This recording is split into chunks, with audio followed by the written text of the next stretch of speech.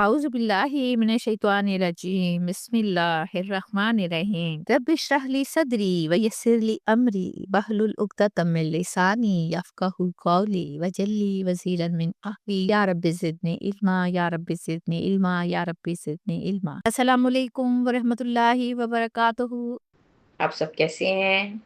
پیارے پیارے شہزادے بچے، میرے اسٹوڈنٹ می جان، اللہ تعالیٰ آپ کو اپنے حفظ و امان میں رکھے، آپ کے لیے آسانیاں فراہم کرے اور آپ کو داعی دین بنا دے، قرآن پاک کو پڑھنے والا، سمجھنے والا اور اس پر عمل کرنے والا بنا دے، اور آئندہ آپ اپنی نسلوں کو سنوار لیں تو ہم نے یقین جانے سب کچھ کر لیا۔ آئیے دیکھتے ہیں پچھلے لیسن میں ہم لوگوں نے کیا پڑھا تھا۔ ہم نے دیکھا تھا کہ یہودیوں پر حرام کی گئیں چیزیں زیادہ تھیں اور وہ ان کی سرکشی، نافرمانی اور تعصب کی وجہ سے حرام ہوئی تھیں، اور جن لوگوں نے گناہوں کے بعد سچے دل سے توبہ کر لی تو اللہ تعالیٰ ان کے لیے غفور الرحیم ہے۔ اور حضرت ابراہیم علیہ السلام اپنی ذات میں ایک امت تھے، وہ اللہ تعالیٰ کے جلیل القدر پیغمبر اور اللہ کے ولی تھے، اور اللہ نے ان کے لیے ہدایت کے راستے کو لازم کر دیا، یا وہ ہدایت کے راستے کی طرف ان کے ہدایت کا راستہ ان کے لیے منتخب کر دیا۔ آج ہم پڑھیں گے سورۃ النحل کی آیت نمبر 122۔ وَآتَيْنَاهُ، اور ہم نے دی اسے، کسے؟ حضرت ابراہیم علیہ السلام کو، فی الدنیا حسنت، اسے دنیا میں بھلائی، وَإِنَّهُ، اور بے شک، وفی الآخرۃ، آخرت میں، لمن الصالحین، یقیناً نیک لوگوں میں سے ہوں گے۔ ثم، پھر، اوحینا، پھر ہم نے وحی کی، الیکا، آپ کی طرف، یعنی یہاں مخاطب حضرت محمد صلی اللہ علیہ وسلم ہے، ان اتبعوا، کہ آپ پیروی کریں، ملت ابراہیم حنیفہ، کس کی پیروی کریں؟ حضرت ابراہیم علیہ السلام کے دین کی پیروی کریں جو ایک اللہ کی طرف ہو جانے والے تھے، وَكَانَ مِنَ الْمُشْرِكِينَ، اور نہ تھے وہ مشرکوں میں سے۔ پچھلی آیت میں ہم نے حضرت ابراہیم علیہ السلام کے بارے میں پڑھا، انہی کے بارے میں اللہ تعالیٰ اس آیت میں فرماتے ہیں کہ ہم نے حضرت ابراہیم علیہ السلام کو دنیا بھر میں غیر معمولی عزت، کامیابی اور بھلائی عطا فرمائی، اور یہ حسنہ اشیاء صرف مال یا ظاہری آسائش نہیں تھی، بلکہ اس میں کئی عظیم نعمتیں شامل تھیں۔ اللہ نے آپ کو تمام انسانیت کا پیشوا یعنی رہنما بنایا، آپ کو نیک اولاد عطا فرمائی، ان کی نسل سے تمام پیغمبر آئے، آپ کو دنیا میں اللہ تعالیٰ نے امن، محبت اور مقبولیت عطا کی۔ آج بھی کروڑوں لوگ ہم درود و سلام بھیجتے ہیں، ہماری نماز کا حصہ ہے درود بھیجنا۔ کیا شان ہوگی ان کی! اللہ تعالیٰ فرماتے ہیں کہ وہ آخرت میں بھی نیک اور صالح لوگوں میں ہوں گے۔ آج بھی اگر کوئی انسان آپ کی طرح حق کے لیے قربانی دے، تنہائی برداشت کرے، مخالفت جھیلے، مگر اللہ پر قائم رہے، تو اللہ تعالیٰ اسے دنیا میں بھی عزت دیتے ہیں اور آخرت میں بھی بلند مقام عطا فرماتے ہیں۔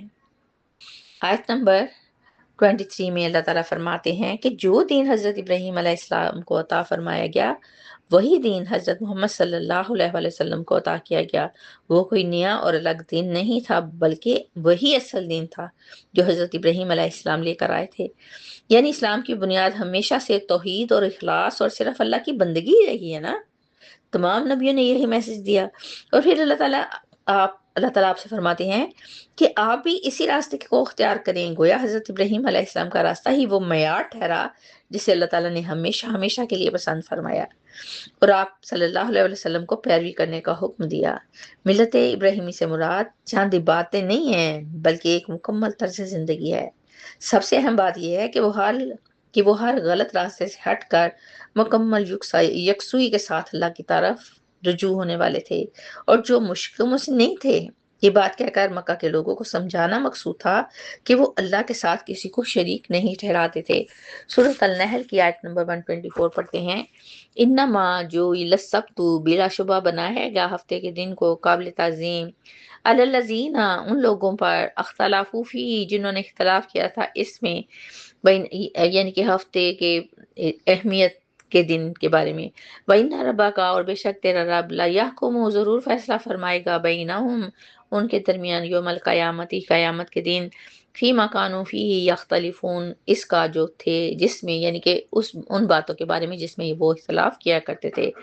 جس طرح مسلمانوں کے لیے دیکھیں جمعے کا دن مبارک ہے نا، عیسائیوں کے لیے اتوار کا، اسی طرح بنی اسرائیل یعنی یہودیوں کے لیے ہفتے کا دن برکت والا تھا۔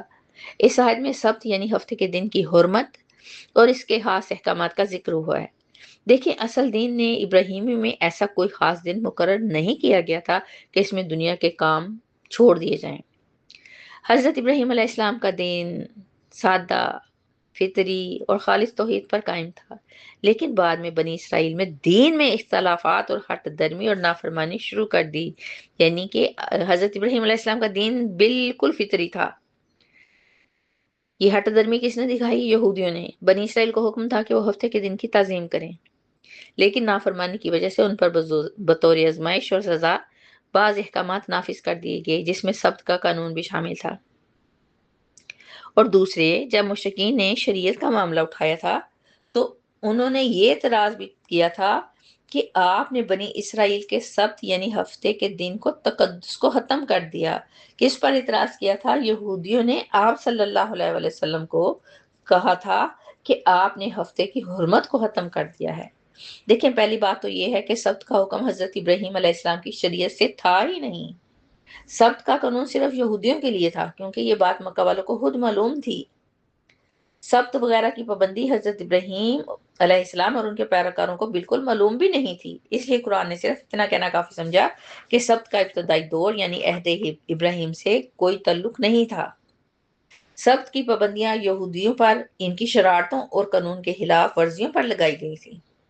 آیت کے آخری حصے میں فرمایا گیا کہ یقیناً آپ کا رب ان کے درمیان قیامت کے دن ان تمام باتوں کے بارے میں فیصلہ کر دیں گے جن پر وہ اختلاف کرتے رہے۔ اس آیت سے ہمیں پتہ چلتا ہے کہ اللہ کے احکام ہر قوم کے حالات اور ان کے اعمال کے مطابق مختلف ہو سکتے ہیں، لیکن یہ بات، یہ عقیدہ اور اسلام کا مکمل راستہ ملت ابراہیم کی اصل اور خالص تعلیمات ہیں، اور ہمارا دین اسلام خالصتاً حضرت ابراہیم علیہ السلام کے دین پر ہی ہے۔ سورۃ النحل کی آیت نمبر 125 پڑھتے ہیں، ادعو الی سبیلی ربکا، اے نبی بلائیے اپنے رب کے راستے کی طرف۔ کیسے بلائیے؟ بالحکمتی، حکمت کے ساتھ، والموعظات الحسناتی، اچھی نصیحت کے ساتھ، وجادلہم، اور بحث کیجیے ان سے، باللتی ہے یا احسن، اس طریقے سے جو سب سے اچھا ہو۔ یعنی کہ دیکھیں، نبی پاک صلی اللہ علیہ وآلہ وسلم کو اللہ تعالیٰ بتا رہے ہیں، ان ربک کا، بے شک آپ کا رب، خوب عالم، وہ خوب جانتا ہے، بمن ضل، اس کو جو گمراہ ہوا، عن سبیلہ، اس کے راستے سے، وہو عالم، اور وہ خوب جاننے والا ہے، بالمہتدین، ہدایت پانے والوں کو۔ اس آیت میں اللہ سبحانہ وتعالی حضرت محمد صلی اللہ علیہ وآلہ وسلم سے فرما رہے ہیں کہ آپ لوگوں کو اسلام کی دعوت دیجیے حکمت کے ساتھ۔ اب حکمت سے کیا مراد ہے؟ کہ تبلیغ کے کام کو دانش مندی سے، عقل سے تبلیغ کرتے ہوئے عقل سے کام لیا جائے۔ حکمت کا تو تقاضا یہی ہے نا کہ جن لوگوں سے آپ مخاطب ہیں ان کی صلاحیت بھی ہے، ان کی ذہانت بھی ہے، ان کے حالات کو بھی مد نظر رکھا جائے اور پیغام کو موقع کی ضرورت کے مطابق پہنچایا جائے۔ ہر شخص یا گروہ پر ایک ہی طریقہ نہ آزمایا جائے، بلکہ ان کے دل اور دماغ کو مد نظر رکھتے ہوئے اپیل کیا جائے۔ یہ دیکھیں، بڑی امپورٹنٹ بات ہو رہی ہے کہ کس قسم کے لوگ آپ کی محفل میں آتے ہیں، ان کے دماغ کا، انٹیلیجنس کا لیول کیا ہے، اس کے مطابق ان سے بات کیجیے۔ سب پہ ایک ہی طریقہ نہ آزمایا جائے، بلکہ ان کے دل اور دماغ کو مد نظر رکھتے ہوئے اپیل کیا جائے۔ دوسرے، تبلیغ کے بارے میں اللہ تعالیٰ فرماتے ہیں کہ اچھی نصیحت کے ساتھ کام کریں۔ اب اچھی نصیحت کے دو پہلو ہیں، ایک تو یہ کہ صرف دلائل سے اکتفا نہ کیا جائے، بلکہ مخاطب کے جذبات سے بھی اپیل کیا جائے۔ مطلب خشک اور بے جان لیکچر ہی نہ جھاڑے جائیں، ان میں محبت ہو، ان میں جذبات کی چاشنی ہو، ان میں دل کو ہلا دینے والا عنصر ہو۔ برائیوں اور گمراہیوں کو محض دلائل سے رد نہ کیا جائے، بلکہ انسانی فطرت کو مد نظر رکھتے ہوئے ان میں چھپی قباحت کو بھی اجاگر کیا جائے۔ اگر ان کوئی برائی بتائی ہے تو اس کے بدترین نتائج کے بارے میں بھی آگاہ کیا جائے اور محبت سے عقلی دلائل کے ساتھ دل میں اتارا جائے۔ دوسرے، نصیحت اس انداز میں کی جائے کہ مخاطب یہ سمجھ لے کہ دوسرا اسے حقیر نہیں سمجھتا اسے یہ تاثر ملے کہ نصیحت کرنے والا اس کی بھلائی چاہتا ہے، اس کی فکر کرتا ہے، اور بحث کا وہ طریقہ استعمال کیا جائے جیسے میٹھی زبان استعمال کی جائے، معقول اور دل پر اثر کرنے والی دلیلیں دی جائیں۔ بعض اوقات مبلغ طنزیہ اور تحقیر امیز لہجہ اختیار کرتے ہیں، ایسا نہیں کرنا، بلکہ عاجزانہ انداز میں قائل کرنے کی کوشش کرنی ہے۔ آخری حصے میں بتایا گیا ہے کہ تمہارا رب بہتر جانتا ہے کہ کون اس کے راستے سے بھٹکا اور کون ہدایت یافتہ ہے۔ یہ جملہ ایک داعی دین کو یہ سکھاتا ہے کہ ہدایت دینا اس کا کام نہیں ہے، اس کا کام صرف پیغام پہنچانا ہے۔ یہ جملہ ہمارے دل کو بھی تسلی دیتا ہے کہ نتیجہ اللہ کے ہاتھ میں ہے، اور اللہ ہر انسان کے لیے بہتر چاہتے ہیں، جب تک انسان خود ہی ہمت نہ چھوڑ دے۔ اسی کے ساتھ اجازت دیجیے، ہنستے رہیے، بستے رہیے، خوش رہیے، آباد رہیے۔ اللہ حافظ۔